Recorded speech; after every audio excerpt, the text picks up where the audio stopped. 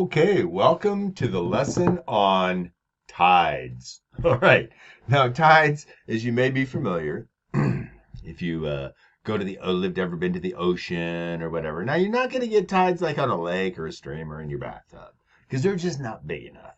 But if you go to the ocean, you have this huge, giant body of water that's covering the planet.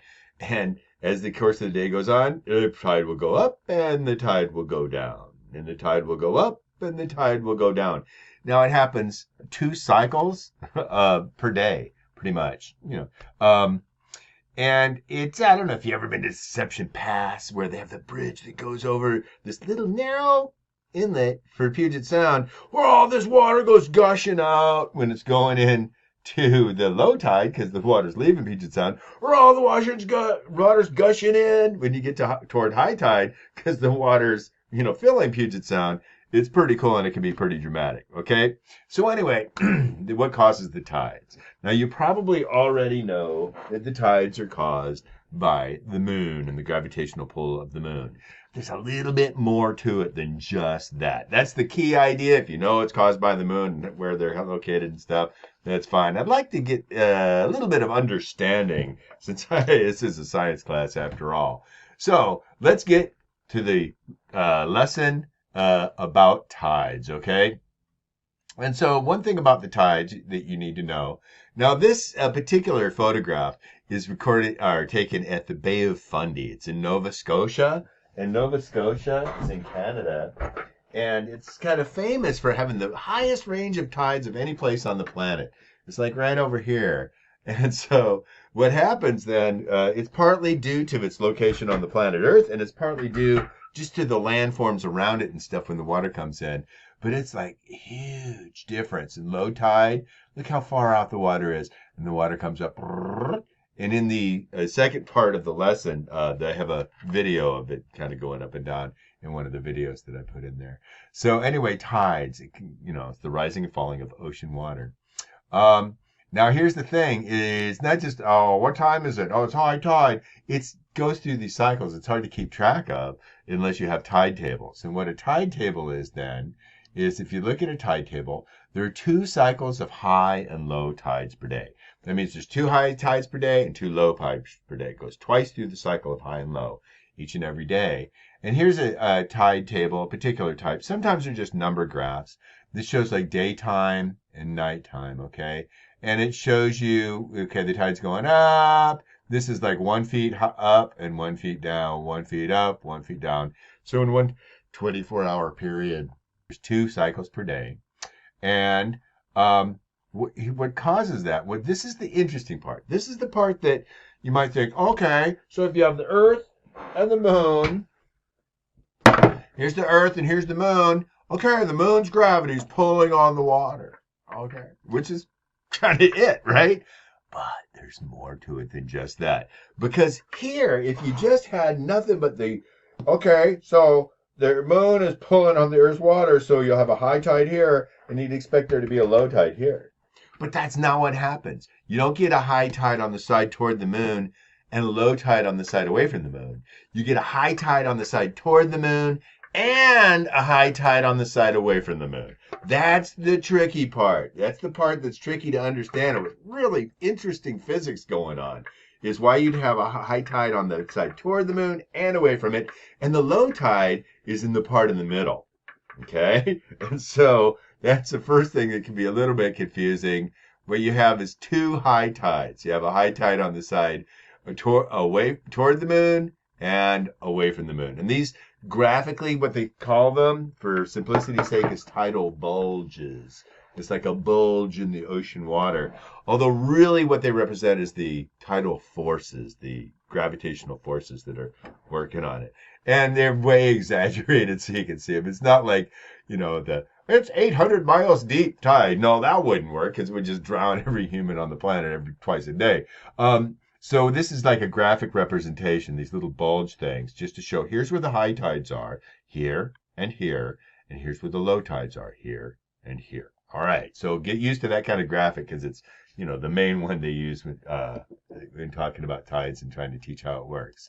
So write this down. If it's white, you got it right. High tides are on the side closest to the moon and the side opposite the moon, or furthest from the moon, maybe I could have said, just to make it consistent. So here's the moon, the side closest to the moon, you have the near tidal bulge, it's called, and down here is the far tidal bulge, right? And here's where the low tides would be, is right there in the middle. Let's have the moon over on this side, I guess, and the Earth over on this side. Doesn't really matter which side I put it on. It's the effects that. Oh, those are pretty good circles. Yeah, all right. I'm happy with that. Let's call this the moon. Moon. Call this the Earth. Earth. Okay, and so yeah, okay. Let's make it look kind of like the Earth.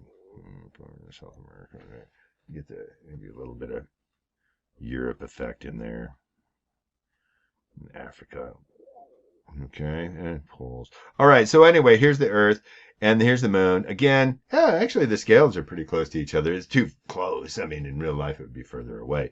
But what happens then? You have a tidal bulge. That's what it's called. This is just a graphic representation, right, of where the high tides are and the low tides. And interestingly enough, like I said, the highest tides are actually here because the water can move like that. You don't really have the highest tides right where it's facing or away from. But that is where the highest forces are. But you can't lift the water straight up. It doesn't work that way. And so the Earth has a tidal bulge.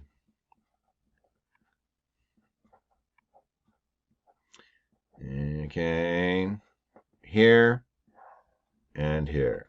So it's high tide. There, and then low tide is going to be like in the middle. All right. Okay, and there's the moon's gravitational pull. Remember, gravitational force is stronger the closer you are, or the closer the two objects that are gravitationally attracted to each other are. That's one of the key features of gravity. I mentioned that when we were doing the Newtonian physics thing. Force of gravity depends on the mass of the two objects and their distance between them. And remember, the law of gravity, which I want to expose you to at any rate, and maybe when we get more into physics, I'll have you make sure that you have it memorized. But at this point, I want to at least show it to you. The force of gravity, there's the gravitational constant, it's called, which is pretty cool on its own. But here's the mass of the Earth and the mass of the moon. You multiply them together, and the radius squared, the r squared, is the distance between them. The radius of a circle is the distance from the center of the circle to the outside, right? That's why they call it r. All right. So the distance squared. Now here's the thing about gravitational force. It's sometimes called the inverse square law because it's inverse because it's over r and it's squared, right? Which means if you're twice as far away, that doesn't mean you have 1/2 as much gravity. That means you have 1/4 as much gravity. It's 2 squared. Right? So the distance has a huge impact, especially if you're getting proportionally more distant or further away. If you triple the distance, it isn't 1/3 as much gravity, it's 1/9 as much gravity because it's 3 squared. Okay? So it's this inverse square law. It makes the distance makes a huge impact. Okay? And that is the distance from the moon from this side of the Earth versus this side of the Earth. Now, this graphic, of course, that we already talked about, the size of the Earth and Moon are probably about right, but the distance is way the heck off. But you couldn't have it on the same image on the slide if you had it proportional to the scale. But it does give the idea this part is closer than this part. So the gravitational pull of the moon is stronger on this side than it is on the Earth as a whole. Because remember also something here, when you consider the distance to the Earth, you treat the Earth as a single point. That's one of the things about Newtonian physics. The average distance of the entire solid planet Earth would really be the center of the Earth. Okay? So here, the side facing the moon has stronger pull than the center of the Earth, than the Earth as a whole. Okay? And the part opposite the moon has weaker gravitational pull than the Earth as a whole. Okay? What's going on then is the gravitational pull on the side. Let's say that the moon is over on this side. I need my hands to wave around. It's hard for me to do both at the same time. So let's say that the moon is right over here. The gravitational pull on the side toward the moon is greater here than it is in the middle. And so that's going to tend to pull the water out toward it. Now, the water right here on here, it can't lift up because the gravitational pull on the Earth is way stronger, but it will pull the water toward that area. All right. So really, you get the highest tides around this part of the Earth because water can't fly off the Earth, but it can move slowly. And so what happens, the net pull makes the higher tides on this side. And here's the tricky part. This is the part that's pretty amazing. But why do you have it on the far side? And the reason you have it on the far side is because here's the gravitational attraction of the water. The moon is like, the Earth, excuse me, is like pulling out from under it, sort of. What's going on is like it's leaving it behind as it gets pulled. And so you end up with a bulge on this side. Go ahead and write this down. And so, high tide on the side toward the moon because the gravitational pull is stronger than on Earth as a whole. What it means is the side of the moon here, gravitational pull on the side toward the moon is stronger than it is on the Earth as a whole because the Earth as a whole is figured at the center point. Okay, so this distance makes the difference. And then the high tide on the side away from the moon, on the side opposite the moon, is because gravitational pull is weaker than on the Earth as a whole. Now, if the Earth was just a liquid blob of water, it would just change shape. The whole thing would distort and change shape. But it can't because the Earth is mostly made of, it's rock. Even if it is liquid rock on the inside, it doesn't flow that fast, right? It flows very slowly. And so this part here can't stretch the solid Earth, but you can make the water pull toward it.